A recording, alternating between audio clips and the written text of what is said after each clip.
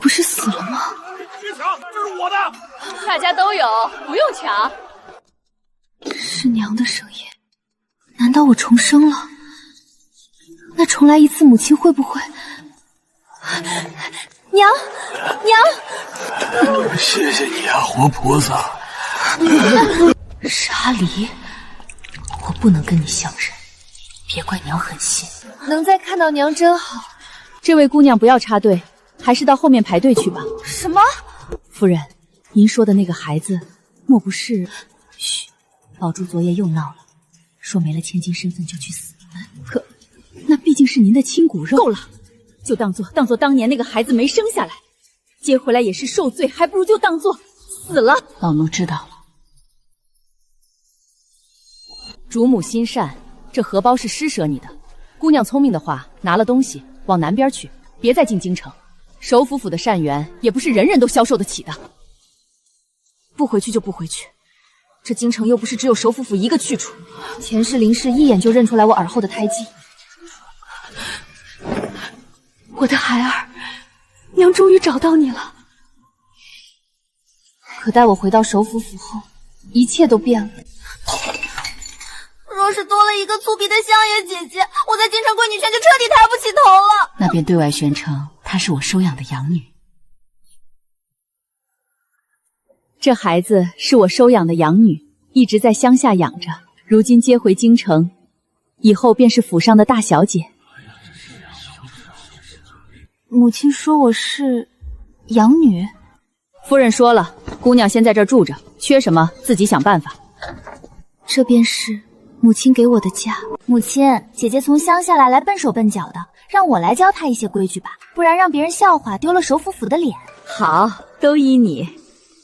姐姐，头别歪呀，碗要是掉了，可得从头再来哦，站都站不稳。我们府里的丫鬟学规矩的时候，顶碗站2个时辰都不带晃的。1个时辰，还有多久？撑住！真没用！你们在这看着她，站不够时辰，不许吃饭。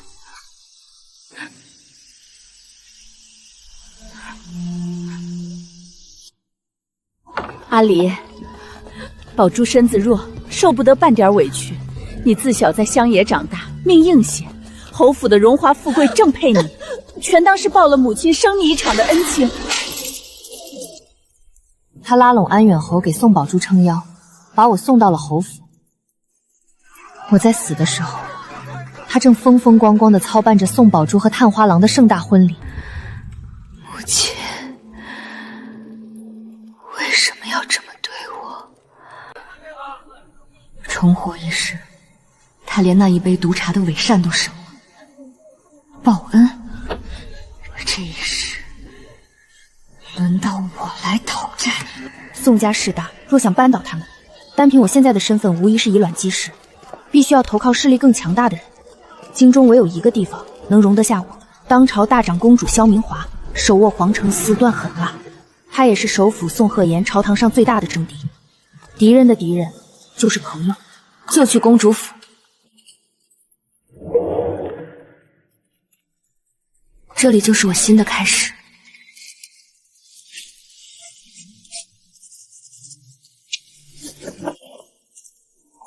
什么人？什么人？长公主府种地，乞丐滚开！把这个呈给长公主，若长公主见我，我立刻便走。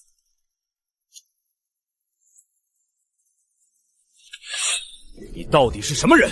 谁派你来的？你只需告诉长公主，若她不见我，我自会去找安远侯。看好他。启禀长公主，门外有个乞丐求见。哦，有意思，你去带他过来。是。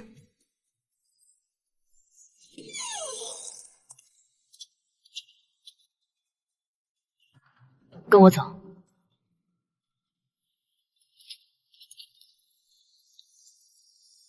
你知道你在写什么吗？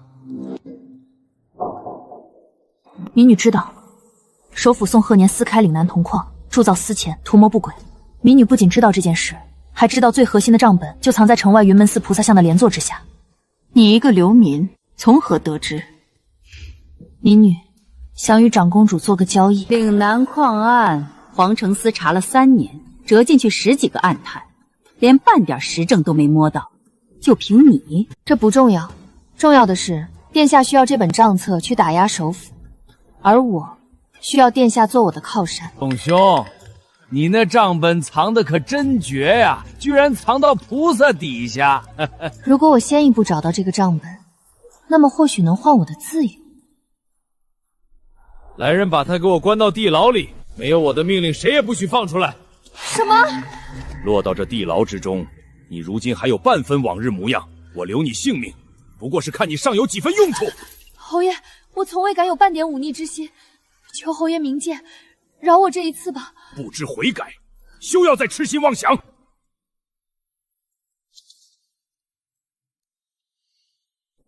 你胆子很大，若账本不在那里，本宫现在就能剥了你的皮。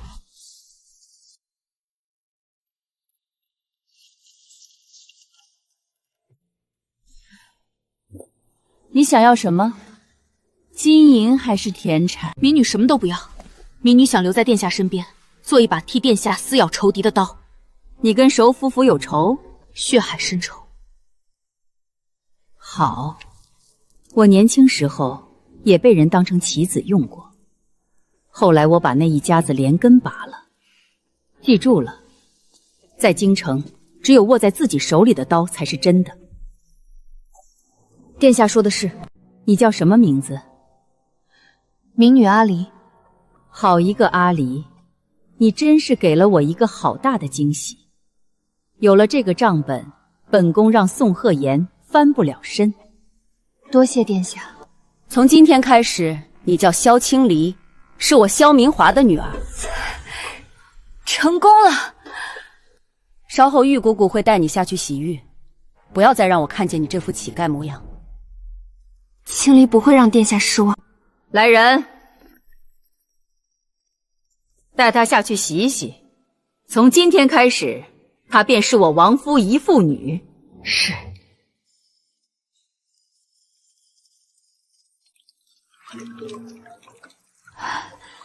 郡主这胎记真是生得极妙。这一次，我要让伤害过我的人都付出代价。姑娘，新衣和发饰都取来了，这就为您换上吧。有劳你费心了。天哪，没想日被尘雾遮掩，如今展露真容，真是惊为天人。母亲，若你再见到这张脸，不知会作何感想。你不要的女儿，如今要涅槃重生了。郡主褪去风尘，容颜宛若明珠蒙尘，终得现世，实在动人。之前为了逃难，不得已才掩去了真容。郡主受苦了，以后在京城，殿下护着你，老奴也断不会让旁人欺负了你去。多谢姑姑。郡主收拾妥当了，便随我去拜见殿下吧。参见殿下。不错，像我萧明华的女儿。殿下的恩情，亲人这辈子不会忘。从今天起，玉姑姑会教你礼仪，切不可出任何差错。是殿下。把我找到女儿的消息传出去，我要全京城的人都知道。是殿下。哎，你听说了吗？长公主女儿找回来了。当真？竟有此事？这消息都传开了，全城都在说呢。听说13多年，郡主竟寻回了。是啊，如今整个京城无人不知这件事喽。长公主既已找回失散多年的女儿，便封为昭和郡主。陛下圣明。殿下的动作极快，不过半月，长公主在江南寻回王夫一妇女的消息就已经传遍了京城。皇帝那边怎么说？皇帝为了安抚这位权势滔天的长姐，特指封您为昭杭郡主。这几日流水般的珍宝和头面赏赐都送进了公主府。劳烦公公转达，多谢陛下。郡主，您的福气还在后头呢。昭和郡主，林氏，你为了一个假千金的名声将我扫地出门，如今我顶着比首府千金更尊贵的身份回来，这场好戏终于要开场了。我在府里跟着玉姑姑学习京城最繁复的礼仪，翻看晦涩的账本与政要卷宗。前世林氏嫌我粗鄙笨拙，处处不如宋宝珠伶俐，日日逼迫我修习这些课业，阴生归来，深埋的肌肉记忆从未消失，加上也硬生生地将所有细心点拨。不过半月，我便尽数拾起所有课业。食指扣这里，拇指压底下，不是抓锄头的拿法哦，没关系，慢慢来。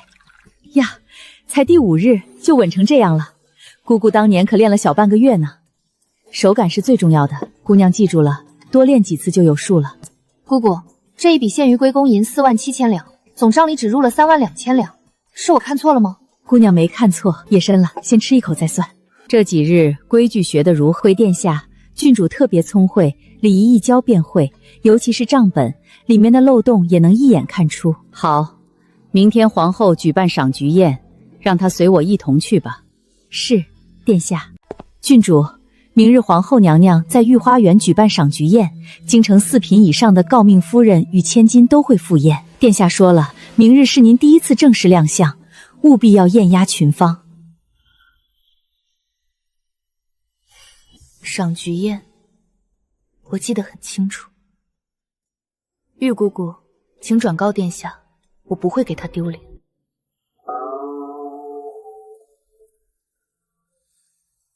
参见皇后娘娘。起来吧，今日赏菊宴不必多礼。多谢皇后娘娘。宝珠郡主容貌冠绝京华，今日这身衣裙更是惊艳全场。是啊，整个京城贵女无人能及宝珠郡主风采。说起来，长公主那位学哲今日也会到场。粗鄙无礼，怕是长相粗磊，上不得台面。没错，山野长大的孤女哪能和宝珠郡主分毫相比？待会儿怕是要当众出丑。大长公主殿下驾到，昭和郡主驾到。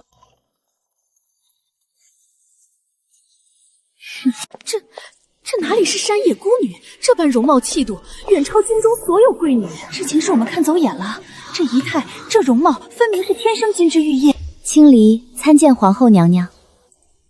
这边是青离，好模样，快入座吧。多谢皇后娘娘。可恶！见过昭和郡主，郡主今日风姿别绝，实在令人钦佩。郡主礼仪端庄，容貌绝世，我等远远不及。先前未上公主府拜访，还望郡主莫要怪罪。郡主这点翠不小是陛下赏赐的吧？正配郡主的身份。娘，你看他们，萧青雷一来，他们全走了。趋炎附势罢了，宝珠不必放在心上。那玉瓷步摇当真华美。是啊，寻常人可佩戴不得。不过是民间归来的野丫头，凭什么得此恩赏？母亲，您看她的容貌是不是有些眼熟？怎么会？她竟然没有走，还成了高高在上的郡主。母亲别来无恙啊。娘，你没事吧？无事，无事。今日秋高气爽，百菊争艳，各位千金不妨以菊为题，作诗一首，拔得头筹者，本宫重重有赏。臣女不才，昨夜偶得一首，愿抛砖迎玉。前世宋宝珠未出风头，早早站出，凭这首绝句名动京城，念出了那首前世让他名动京城的绝句：宁可枝头抱香死，何曾吹落北风中。好戏开始了。好剧，首府府的千金果然才貌双全，此诗气韵天成，不输当世鸿儒啊。就算你成了郡主又如何？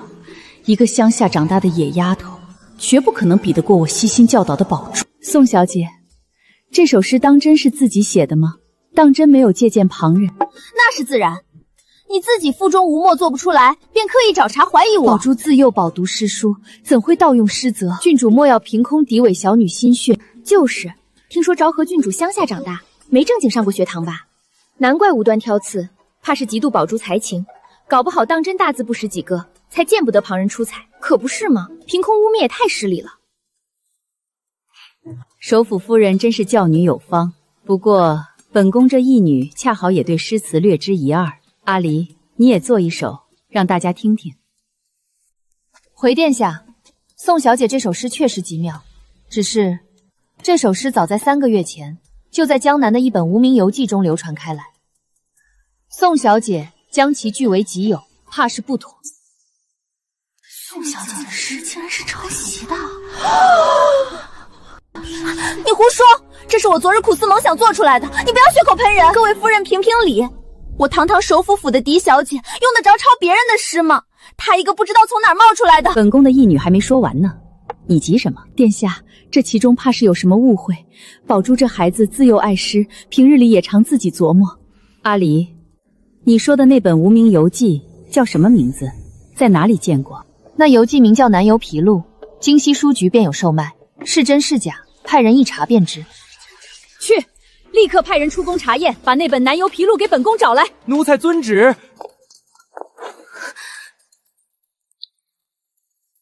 姑姑，派人去江南把书里的那首诗大肆印发，我等着他往火坑里跳。是，郡主。这首诗真正的作者本是一个落魄书生，前世的宋宝珠花重金买断了署名权，前世你用这首偷来的诗铺就青云路，今日我就让你这偷来的名声彻底粉碎。启禀娘娘，奴才奉命前往京西书局，确实找到了这本《南游皮录》。书局掌柜说，这书3个月前便已在店中售卖，其中第6篇便是咏菊诗，宁可枝头抱香死，何曾吹落北风中，与方才宋小姐所念的一字不差。宋宝珠，这就是你苦思冥想做出来的诗，白纸黑字印了3个月，你当本宫是瞎子聋子不成？娘娘息怒，臣妇以为此事另有蹊跷奇柄，定是有心人将在那首诗印在书上，又挑在今日宫宴发作，存心要毁我儿名声。宋夫人，你说有人布局陷害，那你倒是说说是何人，在何时，用何手段？有趣。若这么说的话，此人须得3个月前就写成诗局，刊印成这一首。如此算来，那这位有心人岂不是个神仙？郡主初来京城，或许有所不知，这京中水深，今日踩了别人，明日未必不会被人踩。做人留一线，日后好相见。郡主，您说呢？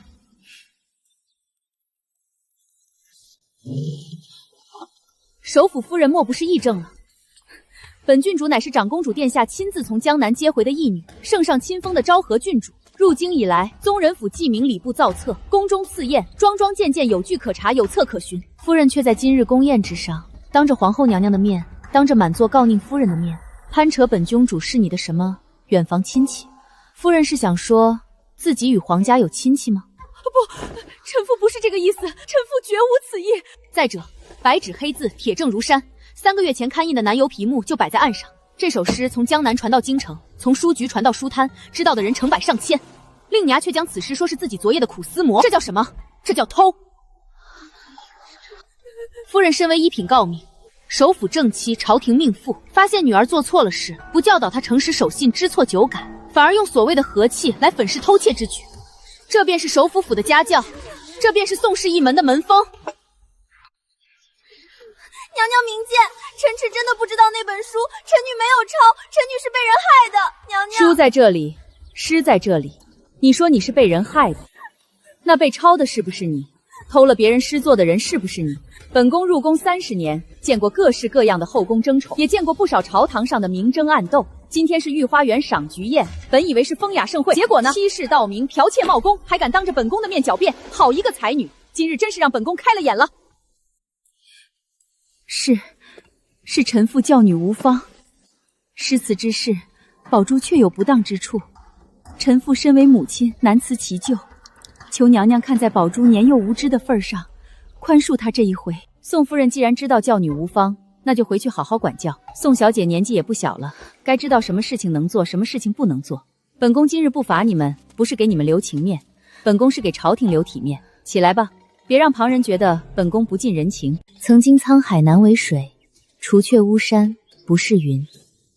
郡主，喝杯热茶暖暖身子。姑姑今日心情不错，可是有什么好事？郡主还说呢，您是不知道，昨个赏菊宴后，京中那些高门大户可都炸了锅了。哦，怎么个炸法？靖安伯夫人遣人送了2匹蜀锦，吏部侍郎府上送了1盒南珠，连永昌侯府老太君都写了赏梅帖子。这才一上午，帖子收了20多张，礼单寄了满满2页纸。这些人是见风使舵，殿下怎么说？殿下说都收下，让奴婢替您记好单子，回头一一还礼。殿下还说了，京中这些人情往来不必太当真，关键是自己站稳了。郡主，更精彩的在后面呢。说来听听。先说宋宝珠，昨天直接把她关在房里，又哭又闹，砸了整整一屋子的瓷器。砸东西有什么用？这还不算什么，更要命的是，她跟探花郎的亲事黄了。原本已经和宋家交换了更帖的探花郎，听说抄袭之事后，觉得丢尽了读书人的脸，当天就派人送回了定情信物，连一句解释都懒得给，直接退婚了。就这样，连一封信都没写，直接把锦盒丢在门口就走了。宋家这回脸面丢干净了。靠偷来撑起的才华，本来就是空中楼阁。宋宝珠这回是把最得意的东西摔碎了。郡主说的是。都没了，什么都没了。我不活了，京城所有人都知道我是抄袭的，探花郎也不要我了，我还有什么脸活着？小姐，您别这样，小姐，夫人您快来，小姐要寻短见了。宝珠，木德儿，你这是做什么？你要吓死娘吗？放开我，让我死！我没脸活了，满京城都在笑我是小偷，是骗子。谁敢笑你？谁笑你，娘就去撕了他的嘴！探花郎把定心亲信物退回来了，当着一街人的面扔在门口。那个姓沈的有眼无珠，退了正好，我儿还怕找不到更好的。都是那个小庆里，是他故意害我。那本书为什么满大街都是？为什么偏偏挑唆要我死？娘，他为什么要这样对我？我跟他无冤无仇，他为什么要毁我？宝珠，别问了，娘也不知道，娘一定会想办法的。你不会想办法，你就会说想办法。你是首府夫人，你去把那个贱人赶出京城啊！你去啊！好，娘去找你爹，娘去想办法。你先把鞋穿上，别踩着碎片了。还愣着干什么？快去书房看老爷在不在。是，奴婢这就去。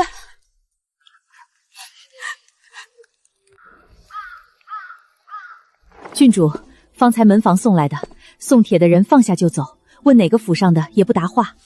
明日辰时，城外静安寺焚香祈福，落款是首府府林氏。郡主，静安寺在后山半山腰，全是密林，只有一条羊肠小道，平日里连个人影都见不得。林氏偏偏约在明日，明日可不是什么上香的日子。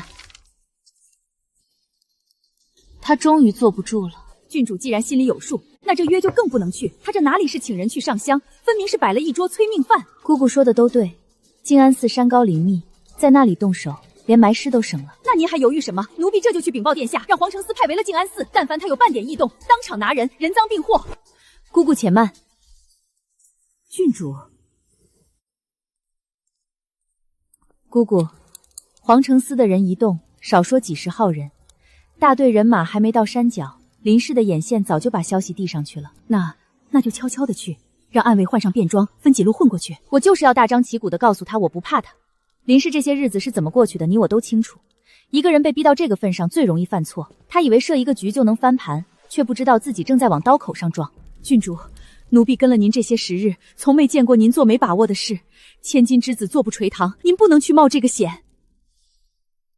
姑姑说的都对，静安寺是险地，林氏是条毒蛇，但正因如此，我才更要去。姑姑先听我把话说完。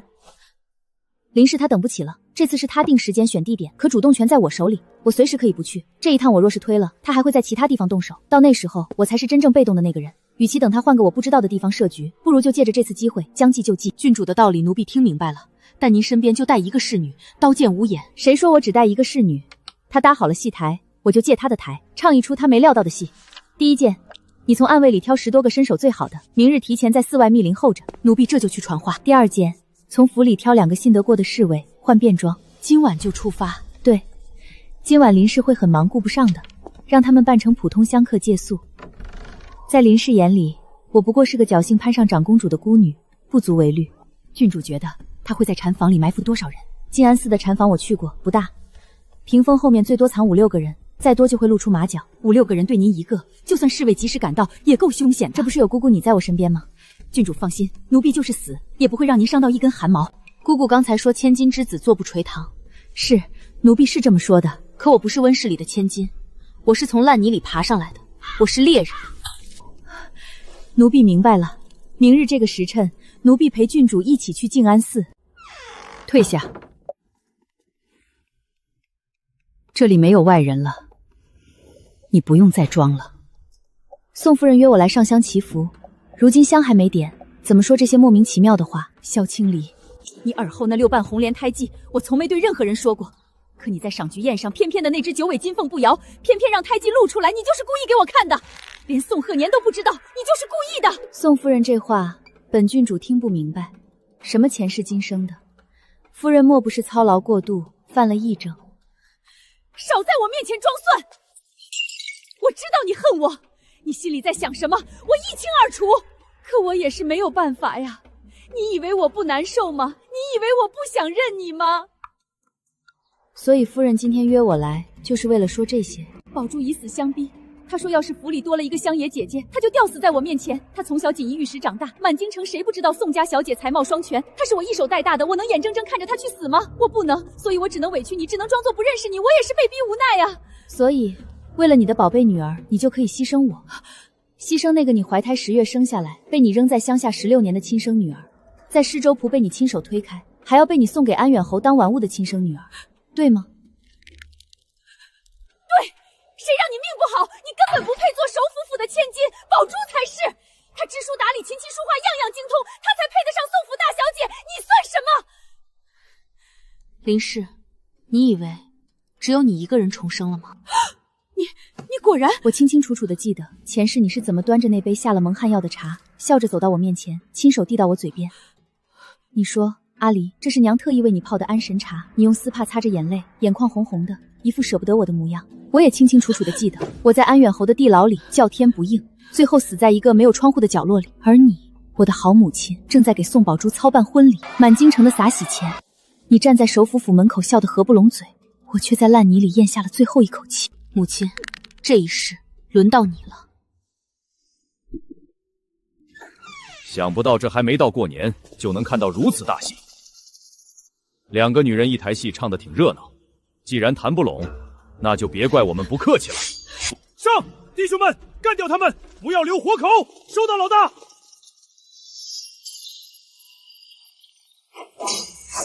你们这群宵小之辈，竟敢动郡主！先问过我手里的刀。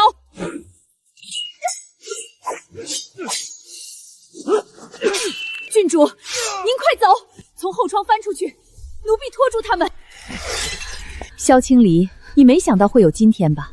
你以为傍上长公主就万事大吉了？你以为当上昭和郡主就没人敢动你了？我看你真是狂的没边。你知道这个月我和宋宝是怎么过的吗？都是因为你。这里是静安寺，不是你的长公主府。禅房的门窗一关，你就是叫破了喉咙也没人听得见。等你们主仆俩的尸体被人发现的时候，早就喂了后山的野狼。阿离，娘也不想这样，可你不该回来，更不该毁了你妹妹，这是你自找的死路。是吗？如果你出的牌只有这些的话，那我感觉你有点高兴的太早了，林氏。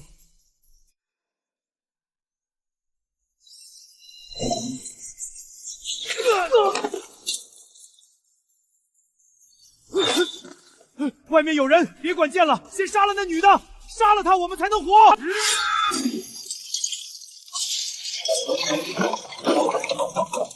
1组左，2组右，封退路，动手。放下刀，跪着别动。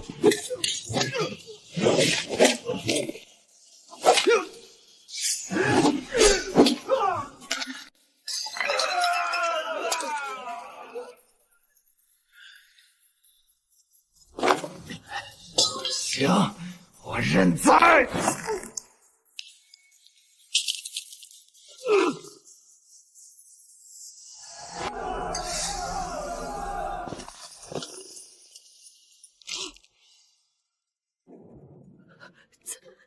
怎么会这样？林氏，你再看看现在呢？属下来迟，让郡主受惊了，所有刺客均已拿下，无一人逃脱。姑姑，你的伤怎么样？皮外伤而已，不碍事，郡主不必挂心。不可能，这不可能！你怎么会带这么多人？我明明派人盯着你的马车，明明一路上都有人报信，你怎么可能？你以为我会傻到单枪匹马赴你的死亡之约？你派去盯梢的那2个人，昨晚就被拿下了。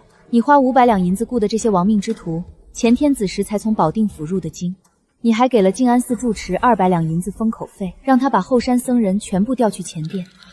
你怎么知道？把他的下巴接上。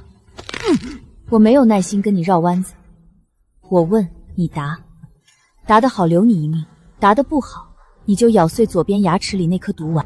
说吧，是谁指使你的？是宋鹤成，还是另有其人？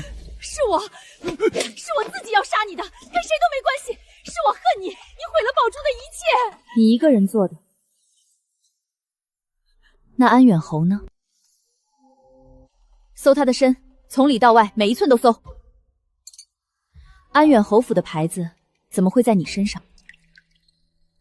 林氏，你以为我刚才说的那些情报都是从哪儿来的？不想知道就算了。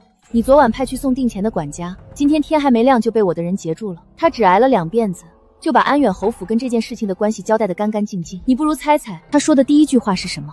他说夫人是被人当枪使了。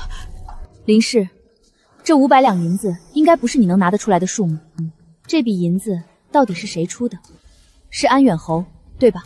宋鹤年他需要一个手握兵权的盟友替他撑腰，而安远侯恰好需要一个能让他插手朝政的跳板，所以他们谈好了条件。宋鹤年帮安远侯争权，安远侯帮宋家度过他这次危机，并且娶了宝珠。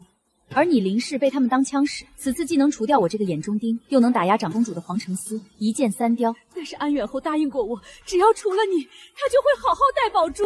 林氏，你真是蠢得可怜。你以为安远侯会好好待宋宝珠？等他利用完宋家，拿到了他想要的兵部和户部的位子，第一个除掉的就是你的宝贝女儿。把她送回宋府，蒙面人全部押入皇城司大牢，严加审讯，口供审报殿下。对了，忘了告诉你，宋鹤年已经向安远侯府提亲了，婚期就定在下个月。今天你没杀死我，你的宝贝女儿嫁进那个魔窟反而一点用都没有，你这一趟白忙了。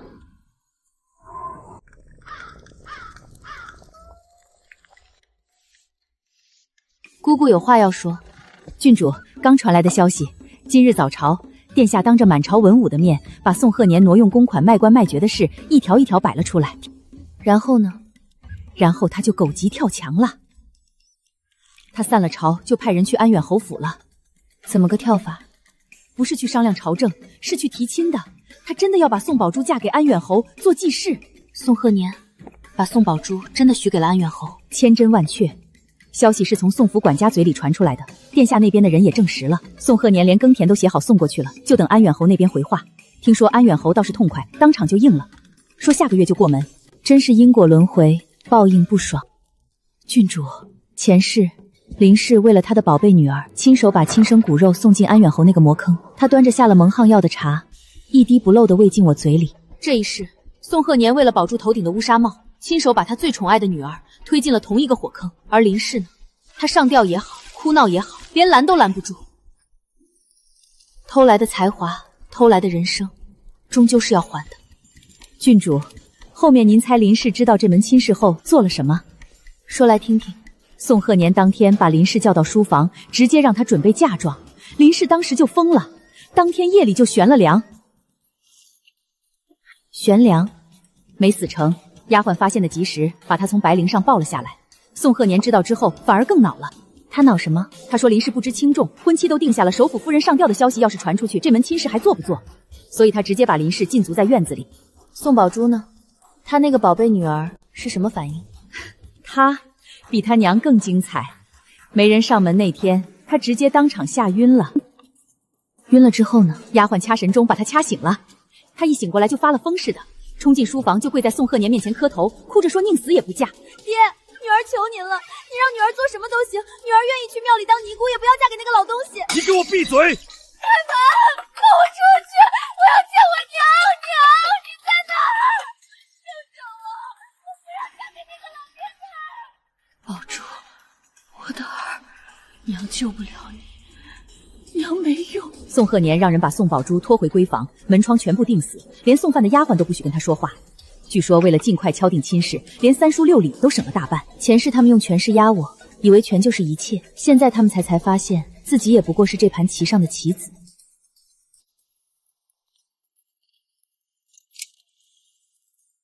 郡主，这是这是大半个月前我让暗卫去安远侯府挖出来的东西，一直锁在这个抽屉里，等的就是今天。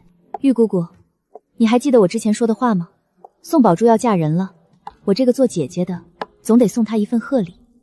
郡主，您和宋家的关系旁人不清楚，可宋家那几位心里门清，您送贺礼过去，他们敢收吗？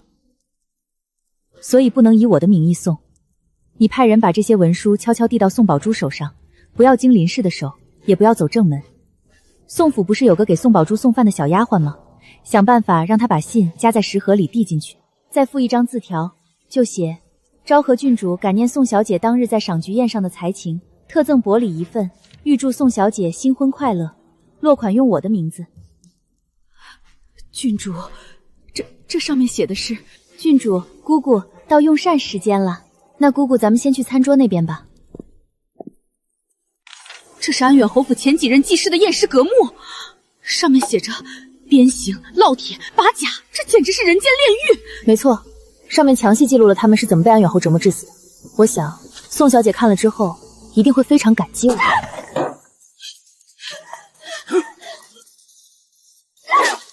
年，你是个魔鬼！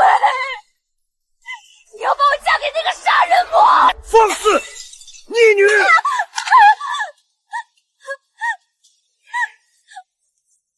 竟敢这么和我说话！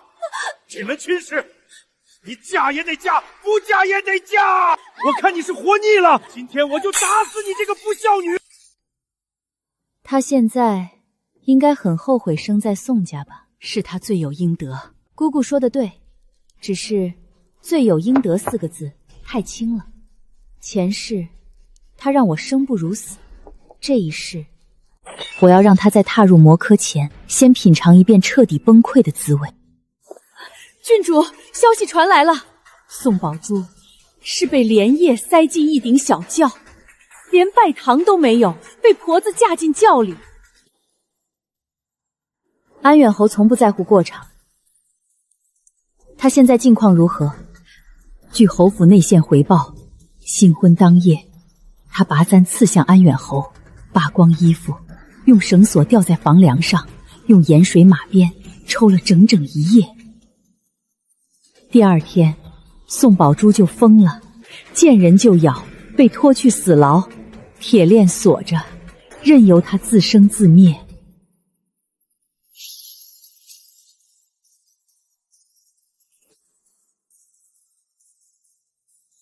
这便是他的墓，偷来了的东西还尽，剩下的全是还不完的债。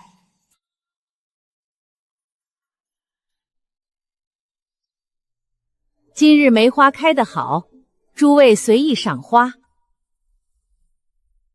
多谢娘娘恩典，多谢娘娘恩典。都坐吧，先饮暖茶。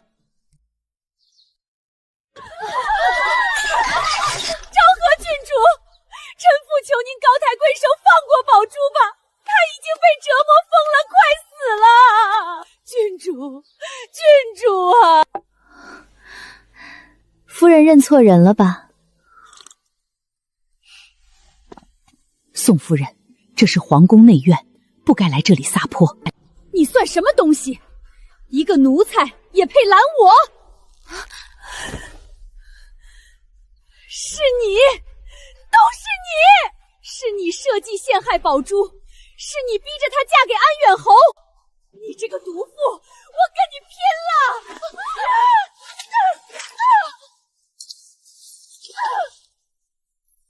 都是你！是你害了我的宝珠啊！你个毒妇，好狠的心肠啊！宋夫人，饭可以乱吃，话不能乱讲。宋小姐嫁给安远侯，是首府大人亲自定的婚事，也是安远侯亲自求娶的。那本教主倒要请教夫人，您这么说是在指责首府大人识人不清，还是在指责安远侯强娶民女？又或者，您是在质疑皇后娘娘遇刺的姻缘？放肆！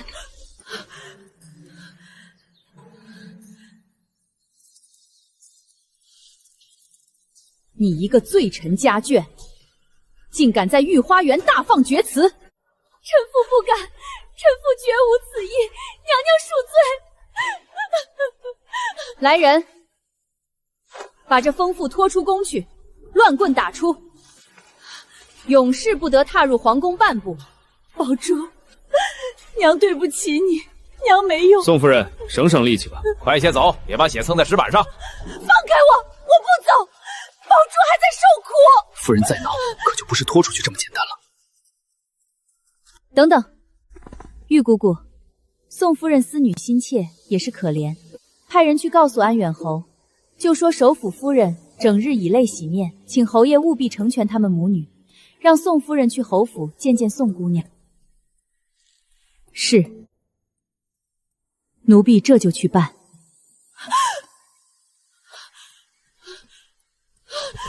多谢郡主，多谢郡主大恩大德。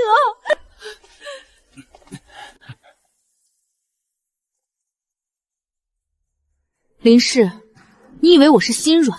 不，我是要让你亲眼去看看你亲手打造的地狱。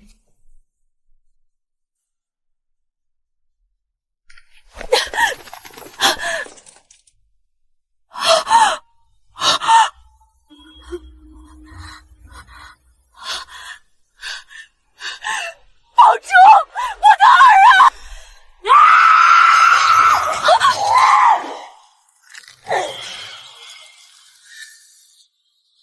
宝珠，是我啊，我是娘，都是你，你不是我娘，你是害我的凶手，都是你，是你把我推进火坑的，我要杀了你！好痛，宝珠，你快把手松开，娘求你了，是你害了我！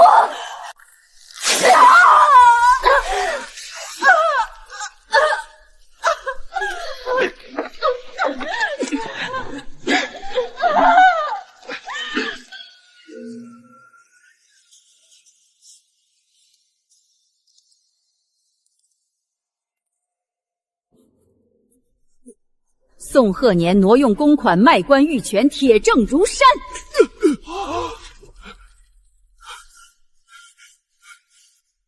宋鹤年，朕待你不薄，委你以首辅之位，托你以社稷之重，你就是这么回报朕的？传旨，首辅宋鹤年即刻停职查办，革去一切职衔，查封首辅府全府上下不得出入。陛下，臣冤枉啊！破门！这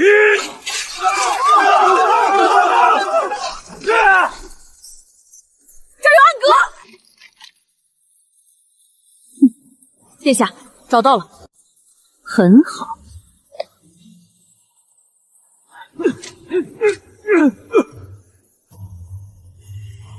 天亡我也！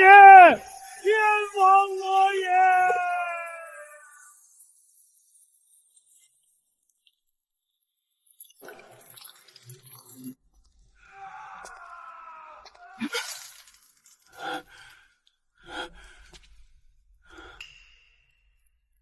昭和郡主，你是来看我笑话的？我来看看不可一世的宋首府是怎么落得这般下场的。你别得意，你以为你赢了？你以为你扳倒了我就高枕无忧了？其实我早就知道你是我的亲生女儿。当年林氏说你是个死胎，我暗中查过，知道你在乡下。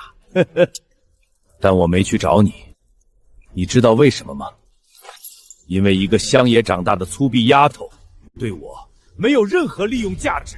宝珠不一样，她从小在京城长大，知书达理，温柔乖巧，而你只是个没用的弃子。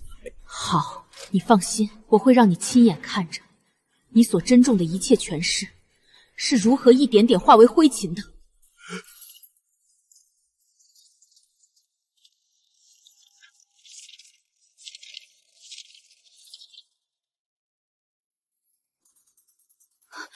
母亲，这账本是假的，上面只有30%的流水，根本没有私铸前提的核心记录。宋鹤年，这老狐狸早就料到有这么一天，真账本一定被他转移了，藏在某个我们不知道的地方。进来。殿下，皇城寺暗桩刚截获的，林氏写给安远侯的密信，真账本在我手，3日后城外破庙交易，换我与宝珠荣华富贵。好一个林氏！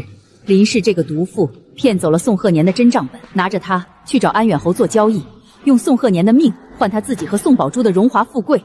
林氏这辈子只认权势，不认人。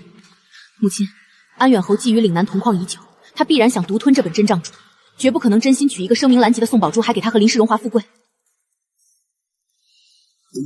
他一定会去破庙杀人越货。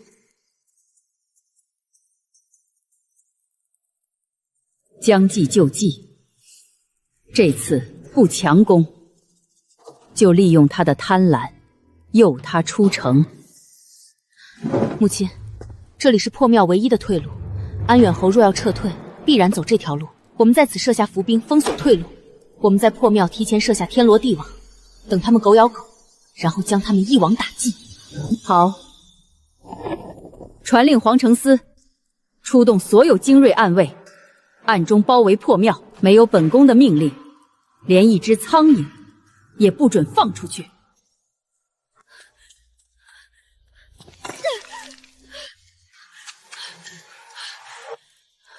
侯爷，侯爷，是我，林氏，我把账本带来了。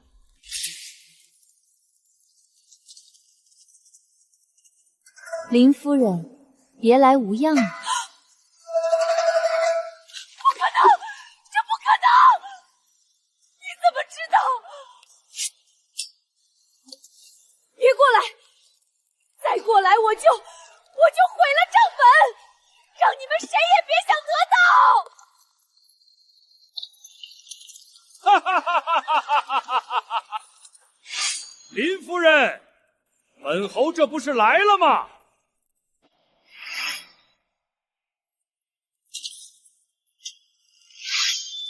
长公主殿下，今日你主动送上门来了，只要杀了你，再拿到账本，这大晋的江山迟早都是本侯的囊中之物。逆贼，意图谋反，死有余辜！杀！给我上，一个不留！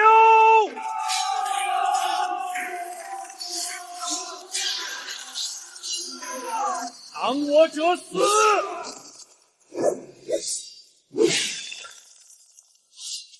好，不愧是长公主！逆贼，看剑！别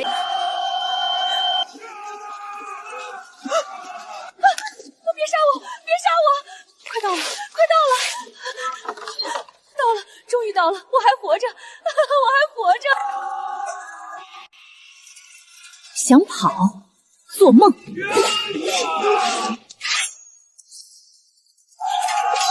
林氏，我来了！跑！我要跑远一点！连这破树枝都跟我作对，我的血也不知道跑掉哪里去了！哎呦！跑出去，跑出去就好了！啊！放开我！放开！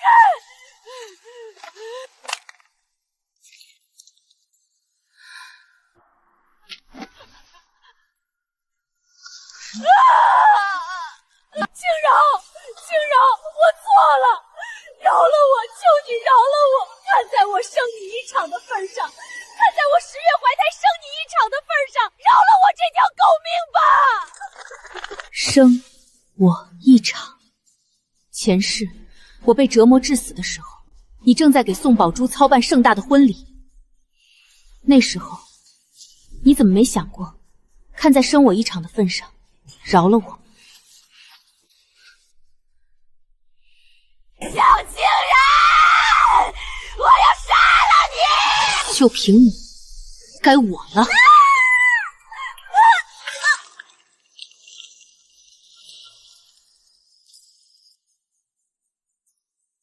宋宝珠，你果然是装疯，死牢里咬人装得很像，但你忘了，我认识你比你认识自己还要久。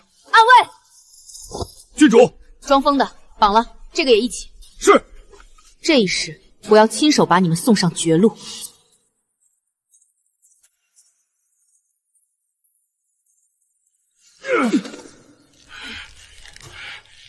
萧明华，你这个毒妇！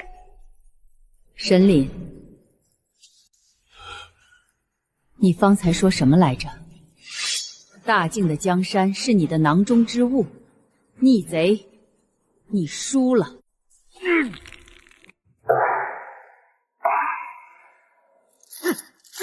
肃静！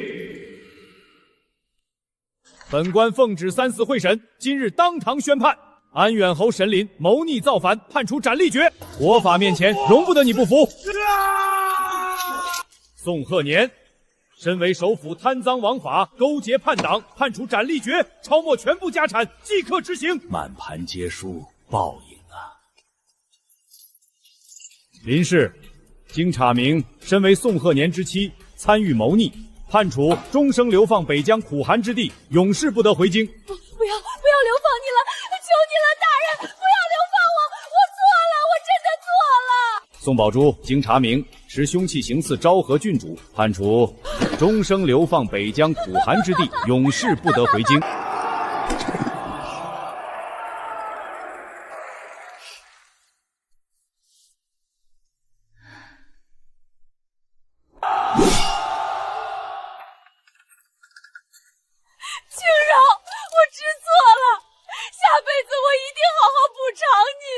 没有下辈子了，你我恩怨就此了结。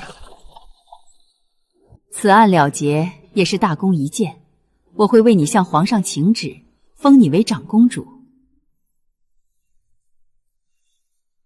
谢阿娘。你我之间不必多礼。昭和郡主萧清离破逆案安社地，功在千秋，破格晋封昭华长公主，为同亲王。长公主千岁。这大好河山，本宫与你共享，以后我护你岁岁平安。阿娘。